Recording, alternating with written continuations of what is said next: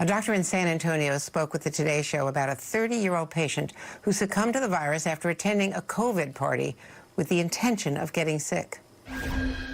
Before the patient died, they looked at their nurse and they said, "I think I made a mistake. I thought this was a hoax, but it's not." Beto O'Rourke is a former Texas Democratic congressman and a presidential candidate, of course, and joins me now. It's good to see you again. Congressman, let's talk about the bad information that is getting out there and what's happening in your state. Andrea, this is a function of leadership or lack thereof. Dr. Osterholm was talking about what other countries around the world, and specifically in Western Europe, have been able to do. And I'll give you an example. Germany has a population of roughly 83 million, Texas, 29 million. Yesterday in Germany, you saw about 250 new cases. In the state of Texas, 8,200 cases. And in our state, it's San Antonio, it's the Rio Grande Valley, it's Houston, it's my hometown of El Paso, Dallas. Every single part of the state is seeing record new cases, record hospitalizations, a positivity rate of 16%.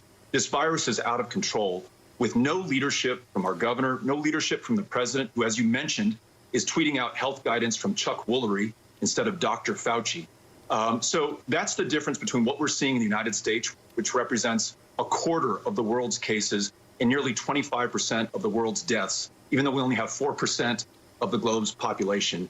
We need clear leadership from our country, from the highest levels in our states and in the White House right now, and we don't have it, and people are dying as a result.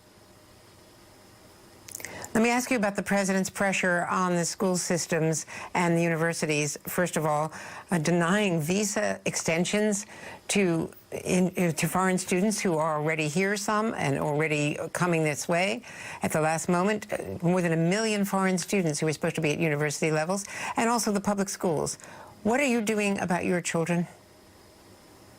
So our 3 kids are set to start 8th grade, 7th grade, and 4th grade in the El Paso public schools whenever public schools open again in our community.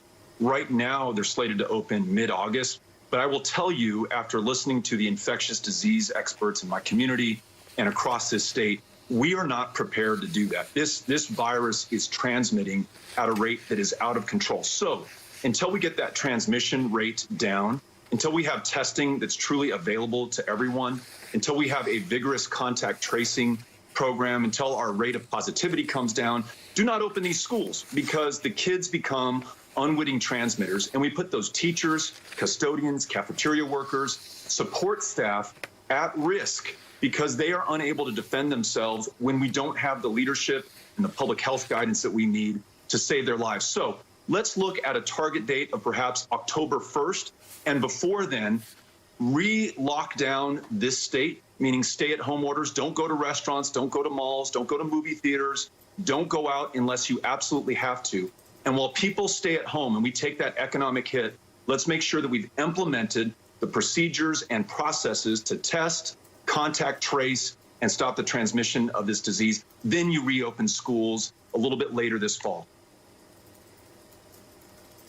Beto O'Rourke, thank you so much for speaking out.